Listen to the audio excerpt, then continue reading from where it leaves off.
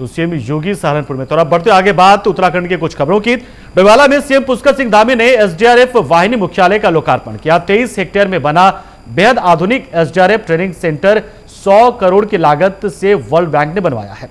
PM Modi ने video संदेश में एसडीआरएफ मुख्यालय की तारीफ करते हुए कहा कि राज्य में आपदा प्रबंधन और रेस्क्यू ऑपरेशन में मुख्यालय बेहतर भूमिका निभाएगा।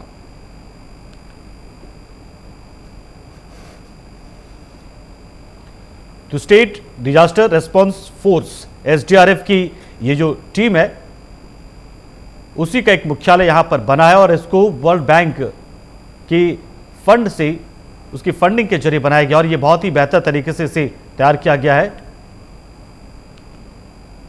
बहुत इम्पोर्टेंट है। इसको बने हुए 10 साल हो गए थे और पूर्ण मुख्यालय अभी जाकर के बना है। हम माननीय मुख्यमंत्री जी के आभारी हैं जो उन्होंने वर्ल्ड बैंक की परियोजना से इस मुख्यालय को बनवाया और आज उसका लोकार्पण किया। इसी तरह से डोईवाला में फायर स्टेशन की बहुत आवश्यकता थी, वो भी बन करके तैयार हो गया, आज उसका भी लोकार्पण हुआ। Thank you. इधर बद्रीनाथ और केदारनाथ के कपाट खुलने के दौरान ज्योतिष पीठ के शंकराचार्य मौजूद रहेंगे। इसी परंपरा का निर्वाह करने के लिए ज्योतिष पीठ के शंकराचार्य अविमुक्तेश्वर नंद हरिद्वार से रवाना हुए हैं। अविमुक्तेश्वर नंद ने जोशीमठ आपदा के बाद सरकार के किए गए कार्यों पर अपनी नाराजगी जताई। शंकराचार्य ने यात्रा पर आने वाले श्रद्धालुओं की सीमित संख्या को लेकर नीति बनाने की बात कही। साथ ही अति कश्यप हत्याकांड को लेकर उत्तर प्रदेश सरकार की कार्यप्रणाली पर भी सवाल उठाए। तो अविमुक्तेश्वर आनंद और उनसे पहले स्वरूपानंद सरस्वती भी अक्सर इसी तरह के बयानों की वजह से चर्चा में रहते थे। अब अविमुक्तेश्वरानंद भी राजनीतिक बयानबाजी करते हुए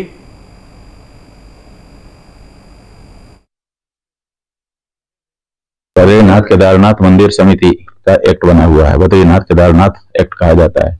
1939 में ये बना है। उसके बाद से इसमें संशोधन कुछ हुए हैं, चल रहा है। उसी के आधार पर यहाँ की व्यवस्था होती है।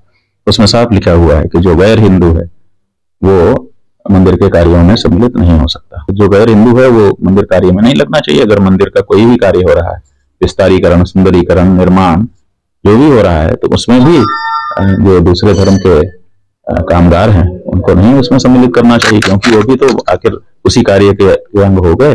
भले एक दिन के लिए दिहाड़ी मजदूरी कराए, लेकिन मंदिर की तरफ से पेमेंट होगा, मंदिर के अगल बगल में मंदिर के अंदर काम करेंगे, तो उस बारे में ध्यान दिया जाना चाहिए। कौशल्या गार्डन दिनेशपुर में कान्हा सेवा समिति ने भगवत कथा का आयोजन किया। 3 दिवसीय भगवत कथा में केंद्रीय रक्षा राज्य मंत्री अजय भट्ट पहुंचे। इसी दौरान उन्होंने मां भारती का उद्घोष किया और साथ में आरती पूजन के साथ ही भगवत कथा का आनंद भी लिया।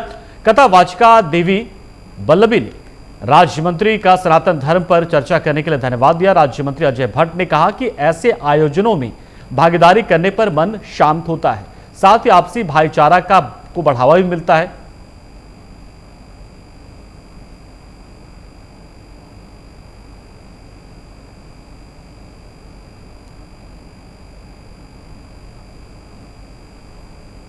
देहरादून में सक्षम 2023 का उद्घाटन किया गया। उत्तराखंड सरकार के मंत्री डॉक्टर धन सिंह रावत कार्यक्रम में शामिल हुए। इस दौरान उन्होंने ऊर्जा संरक्षण के लिए नए उपायों और पहलों को अपनाने पर जोर दिया। उन्होंने कहा कि पारंपरिक ऊर्जा स्रोत भविष्य में समाप्त हो जाएंगे, इसलिए यह आवश्यक है कि हमें पेट्रोलियम उत्पादों के संरक्षण के लिए प्रयास करना चाहिए। कार्यक्रम में डॉक्टर धन सिंह रावत ने पेट्रोलियम उत्पादों के संरक्षण का संकल्प भी दिलवाया।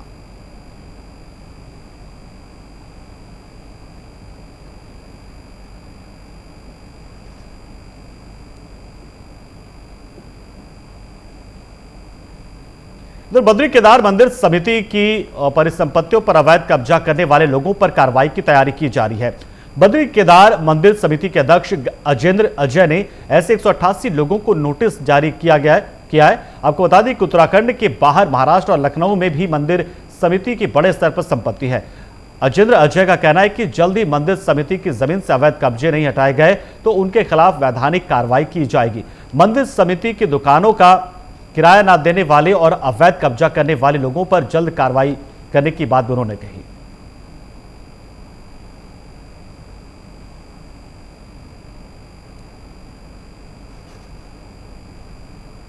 तो केदारनाथ के कपाट खुलने के पहले भारी बर्फबारी ने मुश्किलें पैदा कर दी। पैदल मार्ग और धाम में 3 से 4 फीट तक बर्फ गिरी है। मौसम विभाग की चेतावनी के बाद केदारनाथ के लिए यात्रियों के पंजीकरण पर रोक लगा दी गई है।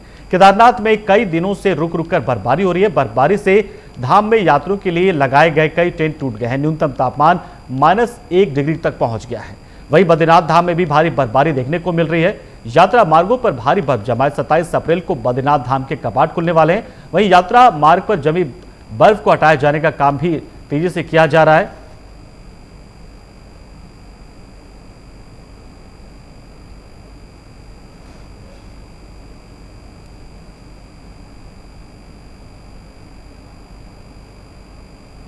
पौड़ी में पेयजल निगम के नए अधीक्षण अभियंता मोहम्मद मिसम और मुख्य अभियंता गढ़वाल मंडल संजय सिंह ने अपना पदभार ग्रहण कर लिया। इस मौके पर अधीनस्थ कार्मिकों ने उनका पुष्प गुच्छ देकर जोरदार स्वागत किया। इस दौरान मुख्य अभियंता ने कहा कि जल जीवन मिशन का जो लक्ष्य उन्हें मिला है उसे पेयजल निगम जल्द पूरा कर लेगा। उन्होंने बताया कि 40% कार्य जल जीवन मिशन का पूरा हो चुका है।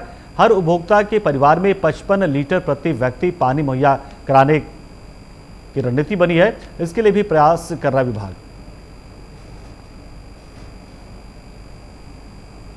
उद्देश्य ये रहेगा जो हमारे जल जीवन मिशन के काम चल रहे हैं, रनिंग में है सेकंड फेज के, वो तेजी से कंप्लीट हो, गुणवत्तापूर्वक कंप्लीट हो। और इसी को हम लोग लेकर के मोटो लेकर के आगे बढ़ेंगे। और कोशिश ये है कि हम लोग दिसंबर, और जो बड़ी स्कीम है वो मार्च 24 तक, अदरवाइज दिसंबर 2023 तक हम पूरी करने की कोशिश करेंगे।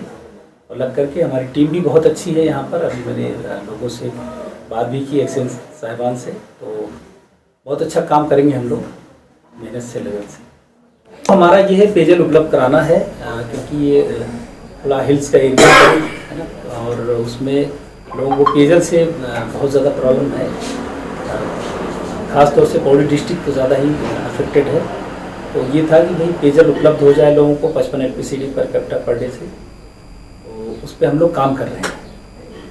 चल रहे हैं, उनमें उनके बारे में जानकारी ली है, और जो जिनमें थोड़ा सा कहीं फॉरेस्ट और इस तरीके का इशू है उस पर भी हम लोग कार्रवाई करके आगे फॉरेस्ट केस क्लियर करा करके काम करेंगे हम लोग। और इस बुलेटिन में इतना ही, लेकिन खबरों का सिलसिला प्राइम न्यूज पे लगातार जारी है, तो आप बने रहिए हमारे साथ।